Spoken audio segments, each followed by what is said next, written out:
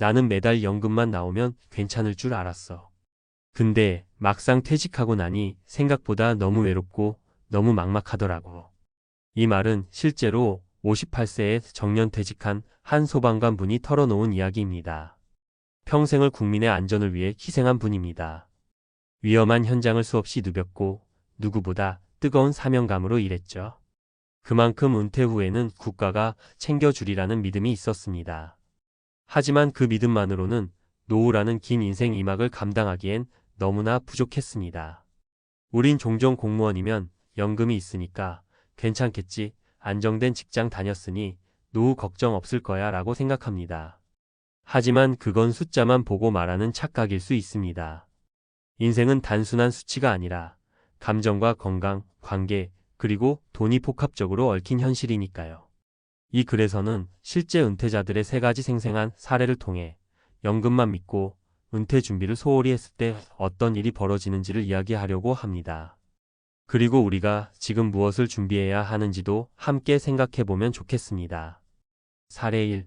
나는 평생 나라 지켰는데 정작 내 노후는 지켜주지 않더라. 이 모 씨는 58세까지 소방서에서 근무한 베테랑 소방관이었습니다. 수많은 구조 현장을 누볐고 젊은 직원들의 롤모델이었죠. 그런데 퇴직 후엔 그 활력이 순식간에 사라졌습니다. 아침에 일어나면 할 일이 없어. 소방서에서 벨 울릴 때마다 움직였던 습관이 사라지니까 그냥 멍하니 창밖만 보게 되더라고요. 게다가 문제는 생활비였습니다. 매달 나오는 연금이 약 180만 원. 아내와 둘이 살기엔 간신히 버틸 수준이었습니다. 그런데 문제는 변하지 않는 고정 지출이 아니라 예상 못한 변수였습니다. 아내가 허리 수술을 받으면서 병원비 수백만 원이 나가고 자녀 결혼식 비용까지 겹쳤죠. 결국 그가 선택한 건 마트 경비직 재취업이었습니다. 정말 자존심 상했어요. 30년 넘게 소방관으로 살았는데 지금은 손님들 물건 들고 다니는 아르바이트를 하고 있어요. 사례 2. 연금으로 살 수 있다 생각했는데 물가가 날 배신하더라. 공무원으로 33년간 일했던 60세 박 씨는 퇴직 전까지 연금 수령액이 220만 원이라 괜찮을 줄 알았다고 합니다. 그런데 은퇴 후 3년이 지나면서 점점 생활이 팍팍해졌다고 고백합니다. 연금은 그대로인데 물가는 계속 올라가더라고요. 처음엔 그럭저럭 살았는데 지금은 고기 한번 사 먹는 것도 부담돼요. 예전엔 외식도 가끔 하고 주말엔 여행도 다녔지만 지금은 전기세, 가스비, 식비에 쪼들려 취미생활은커녕 병원비도 걱정해야 합니다.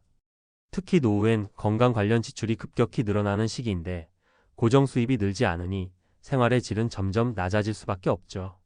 그땐 연금이 많다고 생각했어요. 근데 5년만 지나도 체감상 그 돈이 반토막 나는 느낌이에요. 사례 3. 일이 없으니 사람도 없더라. 그게 제일 무서워요. 퇴직 후 사람들과 연락이 끊긴다는 건 생각보다 큰 충격입니다. 김모 씨는 30년 가까이 시청 민원실에서 근무했던 59세 여성입니다. 직장에서는 인기 많았고 후배들 돌보며 소소한 행복을 느꼈죠. 하지만 은퇴 후 그녀의 일상은 달라졌습니다. 다들 연락이 뚝 끊기더라고요.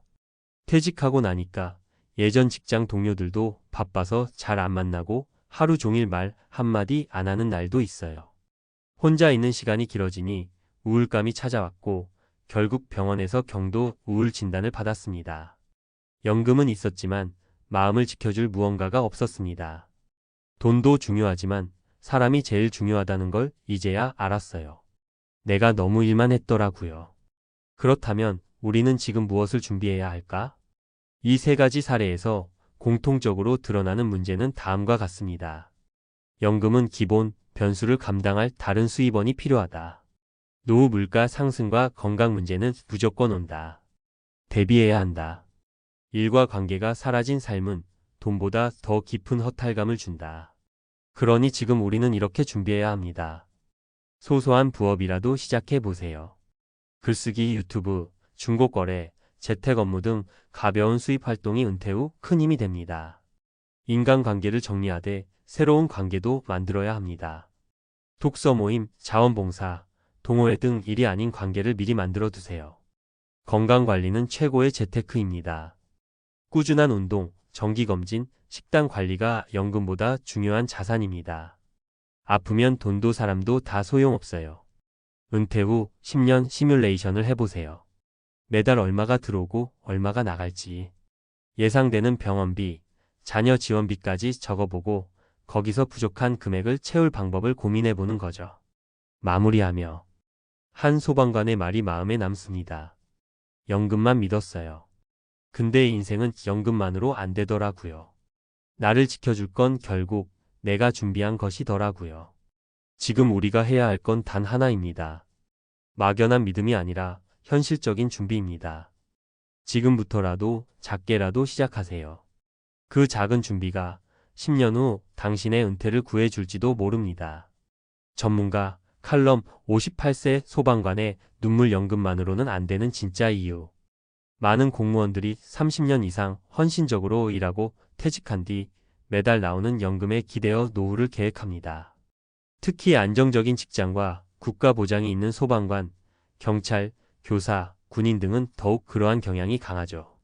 하지만 현장에서 수많은 은퇴자들을 만나며 깨달은 현실은 연금만으로는 은퇴 후 삶을 충분히 감당하기 어렵다는 사실입니다. 이번 칼럼에서는 한 58세 소방관의 실제 사례를 중심으로 왜 연금만으로는 부족한지, 그리고 어떤 준비가 필요한지를 객관적인 데이터와 함께 설명드리고자 합니다. 연금만으로 안 되는 이유 1. 예상하지 못한 변수는 반드시 온다. 연금 수령액은 보통 18만 220만 원대에서 형성됩니다. 초기에 이 금액은 단순한 생활비 정도는 커버할 수 있을 것처럼 보입니다. 하지만 노후의 가장 큰 변수는 예측 불가능한 의료비와 가족 지원금입니다. 실제 58세에 퇴직한 소방관 이모 씨는 이렇게 말합니다. 연금이 매달 꼬박꼬박 들어와서 안심했죠. 그런데 아내가 허리 수술을 하게 되면서 수백만 원이 나갔고 아이 결혼 비용까지 겹치니까 순식간에 예금이 바닥났어요. 한국보건사회연구원에 따르면 60세 이상 은퇴 가구의 평균 의료비 지출은 연 266만 원, 간병 및 질병이 동반될 경우에는 평균 500만 원 이상으로 증가합니다. 여기에 자녀의 결혼, 주택 자금, 손주 양육 등의 비용이 추가되면 연금은 결코 여유로운 노후를 보장해주지 못합니다. 연금만으로 안 되는 이유, 이 물가 상승이 노후 자산을 갉아먹는다. 은퇴 초기에는 연금 수령액이 현실적일 수 있습니다. 하지만 5년, 10년이 지나면 물가는 꾸준히 오르고 연금은 그대로입니다. 60세에 퇴직한 공무원 박 씨는 이렇게 회상합니다. 초반엔 외식도 하고 주말마다 여행도 갔죠. 그런데 물가가 오르면서 식비, 공과금, 교통비까지 확 오르더라고요. 이젠 고기 한번 사 먹는 것도 부담돼요. 한국은행 자료에 따르면 2023년 소비자물 가지수는 전년 대비 3.6% 상승, 향후 20년간 연평균 2.5%의 물가 상승률이 유지된다고 가정하면 20년 후 현재의 200만 원은 체감상 125만 원 수준에 불과해집니다. 결국 연금의 가치는 시간과 함께 지속적으로 하락하는 것이며 추가 수입 없이 이 금액에만 의존하는 것은 매우 위험한 선택입니다. 연금만으로 안 되는 이유 3관계와 일이 사라진 삶은 정신적으로 위험하다. 경제적인 어려움만큼이나 중요한 것이 정서적 고립입니다. 퇴직 후에는 일과 사람이 동시에 사라집니다. 실제 59세에 퇴직한 전직 공무원 김모 씨는 심각한 고립감과 무기력을 겪었습니다. 30년 동안 출근하며 마주치던 동료들이 다 연락이 끊기고 하루 종일 말 한마디 안 하는 날이 다반사였어요. 연금은 있는데 사람은 없더라고요. 정신건강의학과 전문가들에 따르면 60세 이후 우울증의 주요 원인 중 하나가 사회적 고립입니다. 경제적 안정 못지않게 중요한 것이 소속감과 사회적 활동인 셈이죠. 전문가가 제안하는 3가지 대비 전략.